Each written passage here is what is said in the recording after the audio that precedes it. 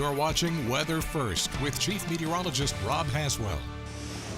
Look at those two pockets again merging, and there's that really heavy rainfall return right there. Watch this at the end of the loop right there in that bright purple and pink. Now, this could create some significant street flooding. Do not drive into flooded roadways. With the 8:05 update, they've been flying these Hurricane Hunter planes through the storm itself to take very accurate readings of the pressure and the wind speed. So this is what has my attention.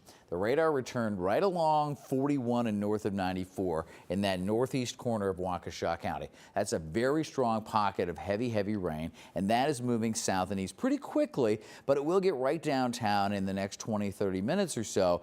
Way up around 35,000 feet or so, we have something called divergence, which just means that the air at that level is kind of flowing away from itself. You know, one going one way, one going the other. What that does is create some additional lift in the atmosphere, and of course, that helps to generate some strong storms. And that heavier band has a snowfall rate of around 1 inch to 2 inches per hour. That creates very poor visibility on top of that rapid accumulation.